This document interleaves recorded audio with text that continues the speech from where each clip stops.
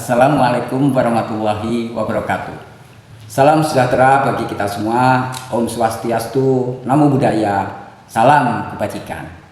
Perkenalkan, saya Eko Budi Siswandoyo, SSI MIKOM, dosen tetap pada program studi Ilmu Komunikasi Fakultas Ilmu Sosial dan Budaya Universitas Gadjayana, Malang.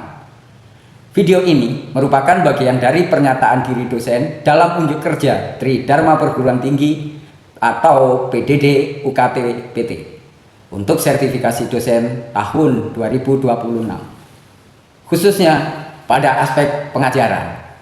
Pada kesempatan ini, saya akan menjelaskan secara singkat mengenai mata kuliah yang saya ampu, yaitu Komunikasi Lintas Budaya. Mata kuliah ini memiliki bobot 3 SKS. Mata kuliah ini sengaja dirancang dengan pendekatan GIA, Delivery, Interaction, and Assessment. Mahasiswa diajak memahami komunikasi lintas budaya bukan dari sekedar menghafal sebuah teori, melainkan diajak mengamati dan membedah interaksi kehidupan sehari-hari serta kasus nyata di Indonesia. Dalam pembelajaran saya menggunakan kurikulum berbasis outcome based education. Metode pembelajaran yang saya gunakan memadukan case based learning dan project based learning.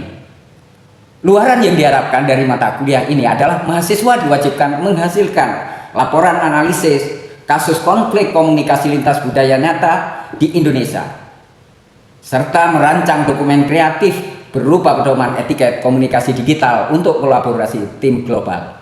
Mahasiswa tidak hanya diajak mempelajari teori, tetapi harus mampu mengaplikasikannya secara kritis melalui perumusan rekomendasi solusi yang taktis, strategis, dan sensitif budaya. Selama 16 kali pertemuan, mata kuliah ini akan membahas topik-topik utama yang terbagi dalam tahapan sebagai berikut. Minggu pertama sampai dengan minggu ketiga akan membahas tentang urgensi komunikasi lintas budaya di Indonesia, identifikasi elemen budaya, nilai, norma, bahasa, serta pemetaan profil budaya melalui dimensi of study dan konteksnya whole. Minggu keempat sampai dengan minggu ketujuh akan diajak melakukan penerapan phase negotiation theory, analisis hambatan komunikasi terkait dengan stereotip, etnosentrisme, culture shock, strategi mitigasi bias, serta pola komunikasi verbal dan nonverbal. Di minggu ke-8 akan dilakukan ujian tengah semester. Ujian ini bersifat evaluatif untuk membangun studi-studi kasus. Minggu ke-9 sampai dengan minggu ke-11, dinamika komunikasi digital lintas budaya, gaya negosiasi bisnis, praktek PJBL, penyusunan pedoman etiket komunikasi tim global. Minggu ke-12 sampai dengan minggu ke-15 akan melakukan analisis komprehensif akar konflik nyata di Indonesia, perumusan solusi pemangku kepentingan, evaluasi kompetensi diri, dan diakhiri dengan presentasi final project berskala profesional. Di minggu ke-16 ujian akhir semester. Untuk metode pengajaran, saya menerapkan sistem blended learning. Pembelajaran ini memadukan tatap muka di kelas dengan kolaborasi daring melalui e-learning, melalui LMS Universitas Gadjayana Malang, serta memanfaatkan WA Group untuk konsultasi proyek.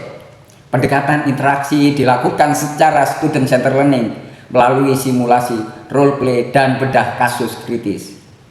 Terkait sistem dan pembobotan penilaian, evaluasi diukur berbasis kinerja dan analisis.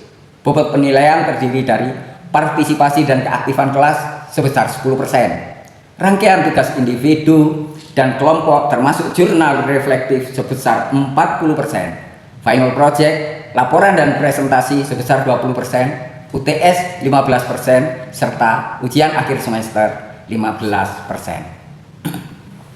Selanjutnya, Anda akan menyaksikan cuplikan proses pembelajaran tatap muka saya bersama mahasiswa pada pertemuan yang kedua yang membahas topik elemen-elemen budaya terkait nilai, norma, simbol, bahasa, dan tindak tutur.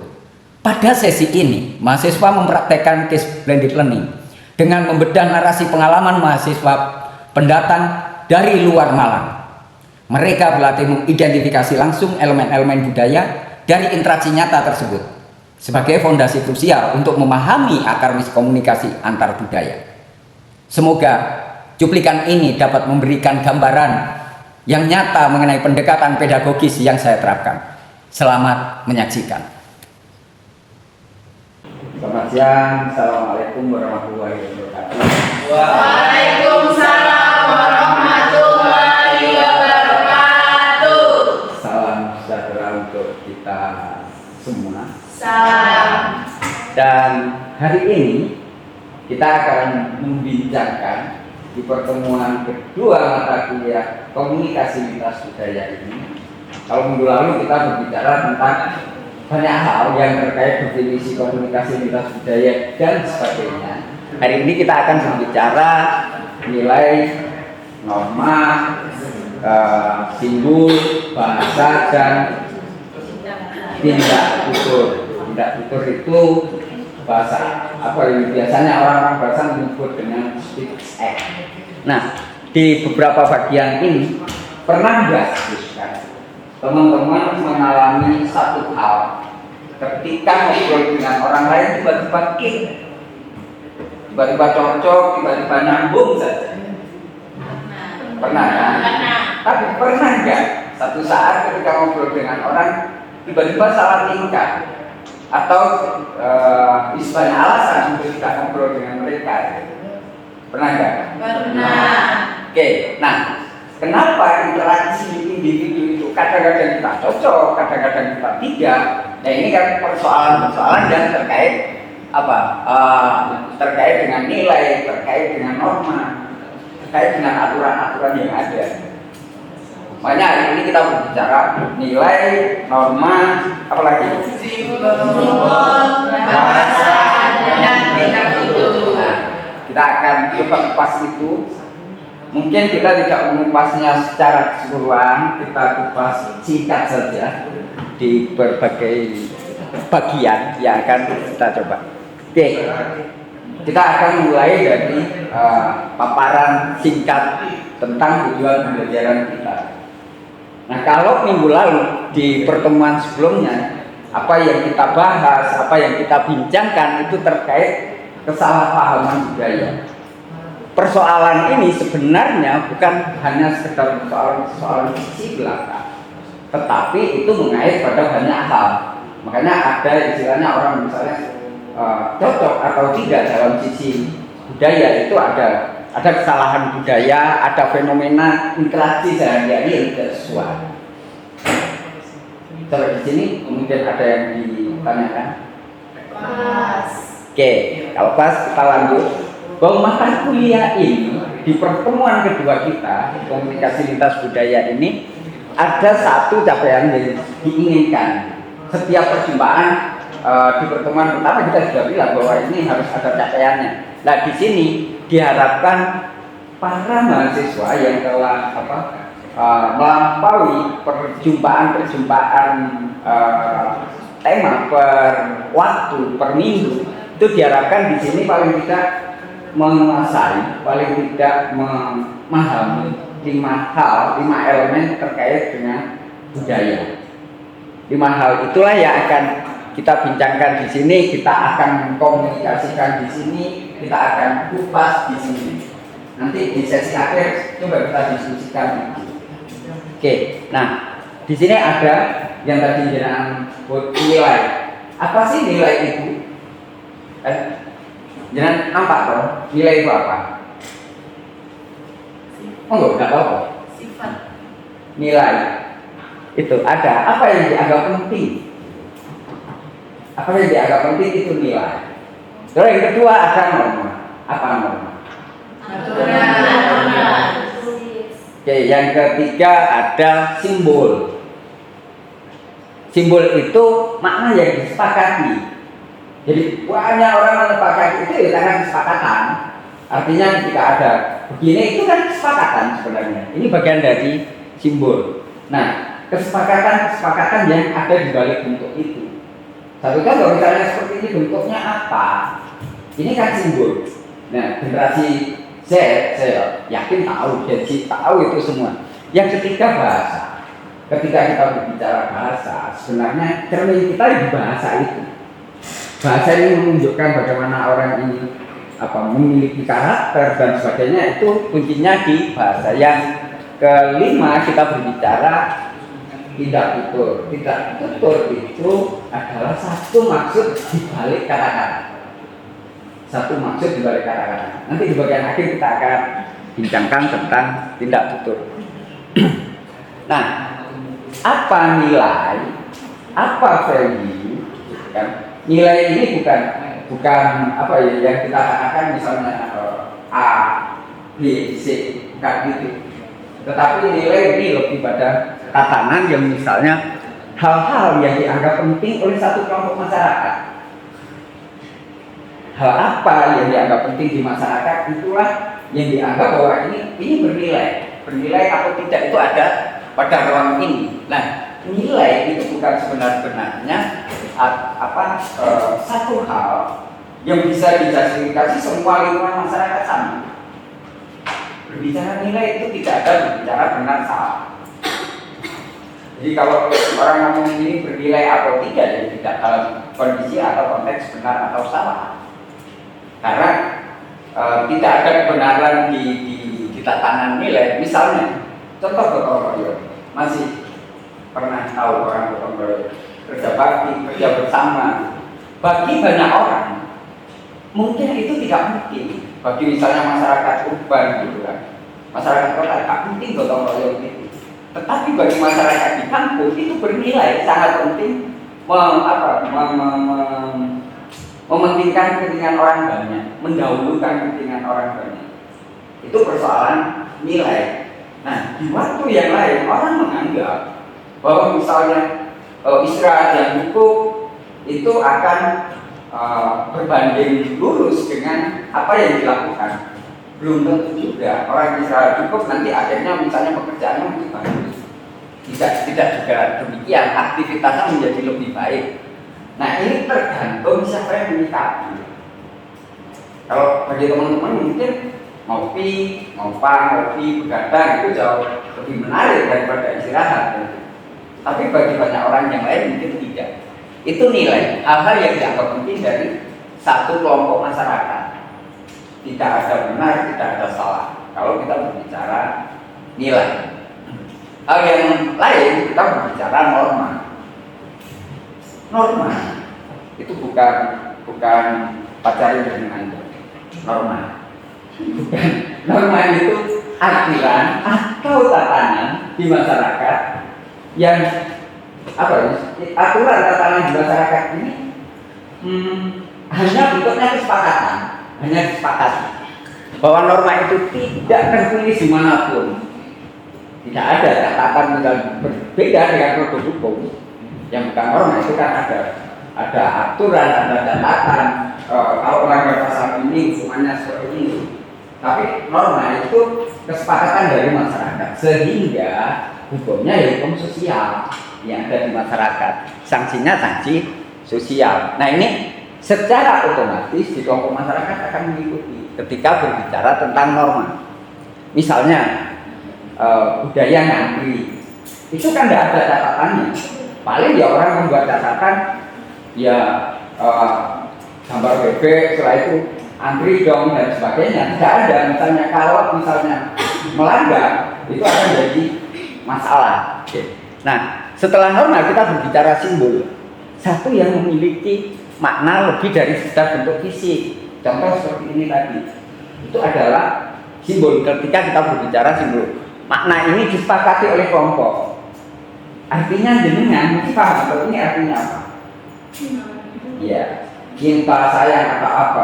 Ada kesepakatan. Nah, akan berbeda kalau itu digeser. Ini artinya berbeda lagi. Uang kan gitu.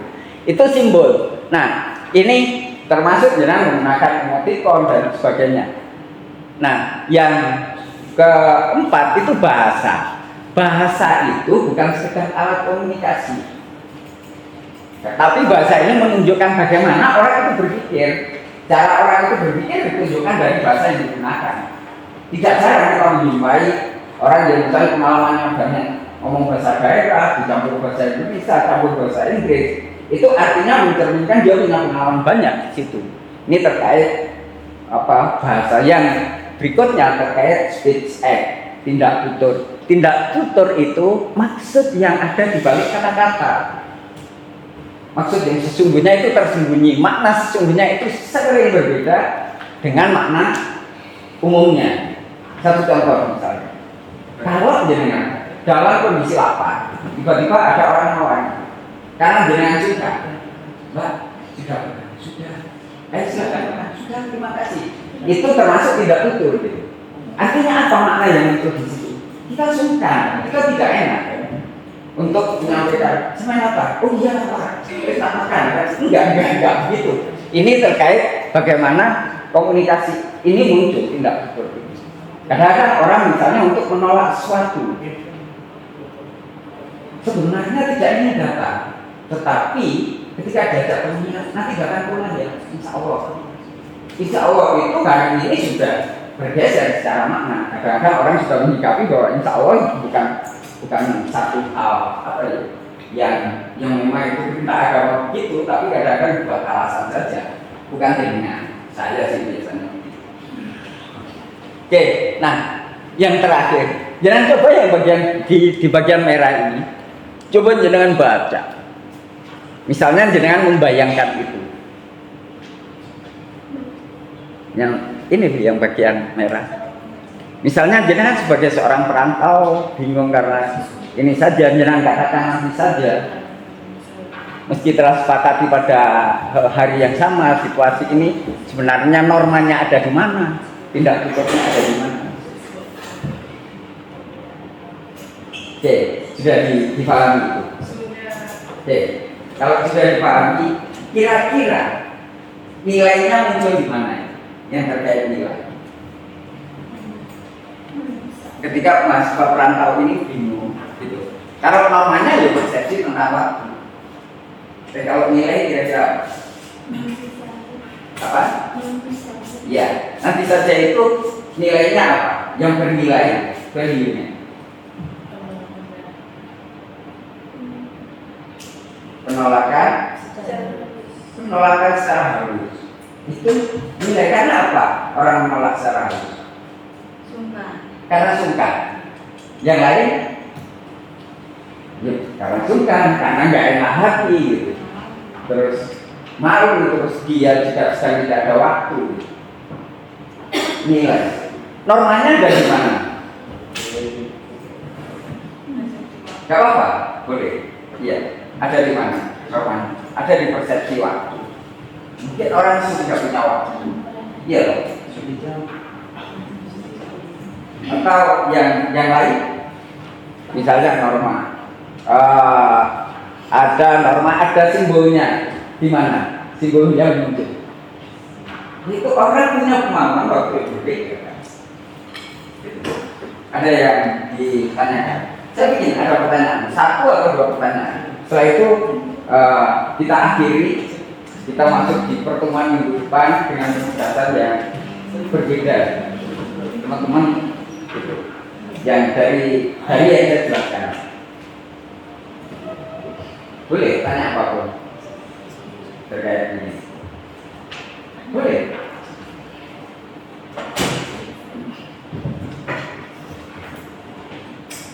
Apa? Tanya aja. Ini dari transport. Bebas silakan. Ada yang ingin tanya tentang ya.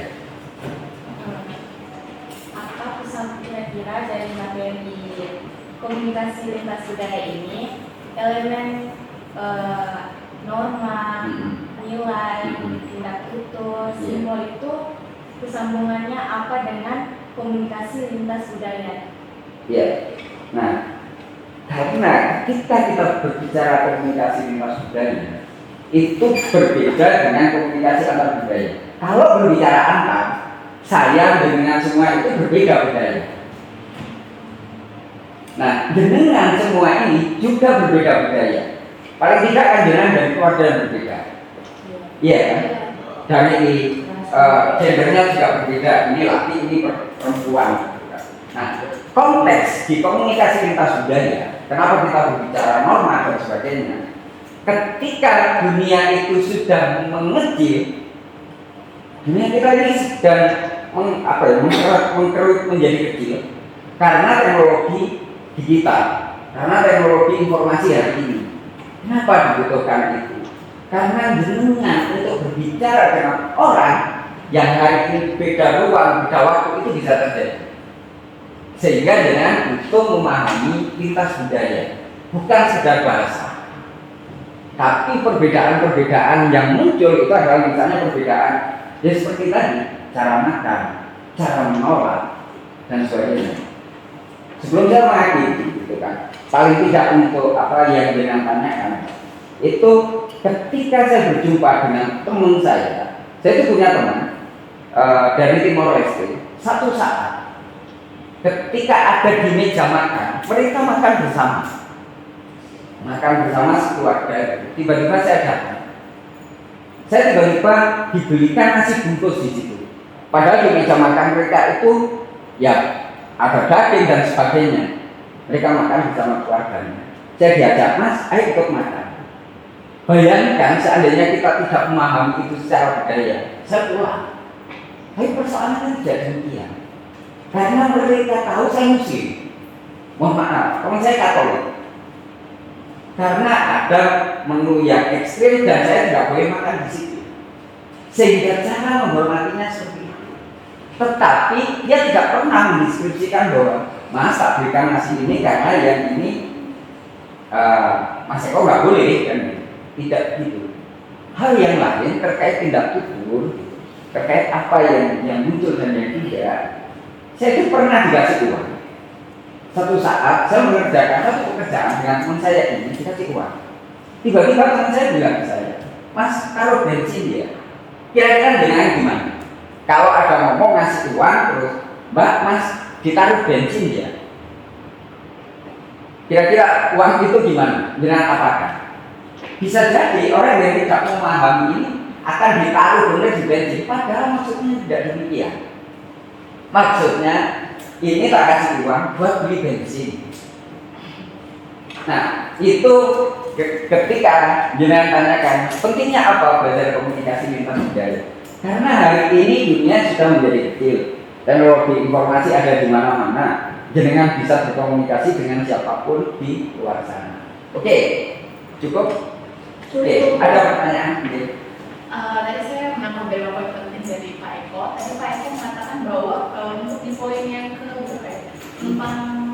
bahasa, Pak Eko mengatakan bahasa itu merupakan ciri khas dari seseorang. Bahasa itu bisa dilihat. Seseorang memiliki bahasa, maka kita bisa melihat langsung bagaimana karakteristiknya, cara berpikirnya dari bahasa itu. Tapi menurut saya itu tidak pas. Tapi karena memang menurut saya kadang orang itu bisa berpikir, bisa memberikan jawabannya, tapi mereka susah untuk membahasakannya. Jadi ketika Pak Eko mengatakan bahwa bahasa itu merupakan nilai atau sesuatu yang ada di diri kita, kenapa Pak Eko mengatakan itu? Oke, makasih Pak. Artinya tidak dalam justifikasi salah atau benar, gitu kan? Artinya bahwa ketika dikatakan bahwa bahasa itu mencerminkan diri seseorang, makanya di contoh tadi itu ada di apa? Ratusan bahasa daerah yang berdampingan, gitu kan? Ada logat Medan, Jawa, Makassar, dan Papua. Ini masing-masing membawa cara berpikirnya. Artinya tidak bisa dijustifikasi bahwa kita tentu akan berbicara ini misalnya secara bandingan, misalnya Jakarta, Malang, Papua, terus Kalimantan berbeda. Artinya bahwa karena ketika kita berbicara komunikasi budaya, bahasa itu adalah bagian dari budaya yang dibangun. Artinya masing-masing punya karakternya sendiri, bukan mohon maaf. Artinya bukan saya menjustifikasi bahwa orang daerah itu misalnya bahasanya yang tidak lancar itu buruk, tidak. Tetapi masing-masing memiliki karakter itu. Saya dengan bisa mengenali itu bisa jadi dari bahasa. Orang Madura itu paling gampang untuk dikenali. Ini orang Madura. Atau dia punya pendapat lain, silakan. Ya mungkin itu pendapatnya Pak Eko ya, tapi Iya. mungkin saya kurang setuju lagi. Iya. Karena bahasa itu tidak bisa diverifikasikan, kita bisa menentukan seseorang itu dari memang benar pada dasarnya. Mungkin hampir 92% bisa dikatakan seperti itu, tapi tidak semuanya seperti itu. Pak Eko berbangsa dari mana? Kalau Dari bahasa ya, dari bahasanya. Katanya Pak Eko poin pentingnya kita bisa menentukan bahasa Iya. seseorang itu apa. iya, kalau tadi dikatakan bahwa ini satu cermin gitu kan, paling tidak hanya bisa diklasifikasikan timur, barat, selatan, cuma begitu. Tapi kalau disuruh menebak misalnya, oh ini dari kampung A, kampung B, tentu ya tidak bisa. Nah, ini kan hanya bisa dikenali dari logat yang muncul di kebahasaan itu. Artinya apa? Bahwa masing-masing itu memiliki kearifan jelas. Jadi misalnya bisa tahu, saya seperti ini orang Jawa, hidupnya dapat kan gitu. Cuman Jawanya mana kan tentu kita juga tidak tahu. Artinya bahwa ketika ini disampaikan sebagai cermin, nah itu membawa pola berpikirnya masing-masing. Artinya tidak menjustifikasi bahasa A lebih buruk daripada bahasa B, tidak demikian. Tetapi ini menjadi cerminan misalnya, oh ini kelompok masyarakat dari A, dari B, dari C. Dari mana dikenali? Logat timur, logatnya hampir sama, gitu kan? Cuma orang tidak akan pernah tahu ini Papua atau mana kan, tidak pernah tahu. Baru dia akan mengenali dari budaya itu ke misalnya bentuk kulit, bentuk rahang, bentuk rambut, warna kulit. Nah itu ada kajian-kajian lain di komunikasi antar budaya, misalnya muncul itu. Tetapi kenapa kita memetakan komunikasi lintas budaya termasuk pada tindak tuturnya? Ini berbicara tentang makna yang ada. Bahasa itu menjadi produk komunikasi, bahasa itu menjadi sangat bisa dipahami. Itu karena memang orang mampu mengenali ini sebagai produk budaya. Oke? Oke, terima kasih. Terima kasih kehadirannya hari ini. Terima kasih teman-teman, semangatnya. Semoga hari ini indah, semoga hari ini menyenangkan. Sampai ketemu di perjumpaan kita yang lain, di pertemuan ketiga. Selamat siang. Assalamualaikum warahmatullahi wabarakatuh. Waalaikumsalam warahmatullahi wabarakatuh. Terima kasih. Anda telah menyaksikan serangkaian paparan cuplikan proses pembelajaran yang dapat saya hadirkan pada pertemuan kedua untuk mata kuliah komunikasi lintas budaya dengan topik spesifik mengenai elemen budaya dalam interaksi yang nyata. Melalui materi dan metode case-based learning ini, saya berupaya membimbing mahasiswa agar tidak berhenti pada hafalan teori itu semata. Mahasiswa didorong untuk mengasah kepekaan dalam mengidentifikasi nilai, norma, simbol yang saling berbenturan di lapangan. Harapannya, ketajaman analisis elemen budaya ini menjadi fondasi kokoh bagi mereka untuk menghindari prasangka dan merespon perbedaan dengan jauh lebih mindful dalam komunikasi lintas budaya sehari-hari maupun di dunia profesional nantinya. Saya ingin menyampaikan apresiasi dan ucapan terima kasih yang sebesar-besarnya kepada Kementerian Pendidikan Tinggi, Sains dan Teknologi, Direktorat Jenderal Pendidikan Tinggi, LLDikti Wilayah 7 Jawa Timur, serta seluruh tim penilai sertifikasi dosen tahun 2026 atas kesempatan, bimbingan, dan dukungannya. Ucapan terima kasih yang sama juga saya haturkan kepada pimpinan Universitas Gadjah Yana Malang, segenap kolega dosen di Fakultas Ilmu Sosial dan Budaya, khususnya di program studi ilmu komunikasi, serta tentu saja kepada para mahasiswa yang telah berpartisipasi aktif dan penuh antusias dalam seluruh rangkaian proses pembelajaran ini. Semoga cuplikan pemaparan dan praktek pembelajaran di kelas ini dapat memberikan gambaran yang utuh dan nyata mengenai komitmen saya dalam mengemban Tridharma perguruan tinggi, sekaligus menjadi kontribusi nyata dalam upaya peningkatan mutu dan kualitas penyelenggaraan pendidikan tinggi di Indonesia. Akhir kata, terima kasih atas perhatiannya. Wassalamualaikum warahmatullahi wabarakatuh. Salam sejahtera untuk kita semua.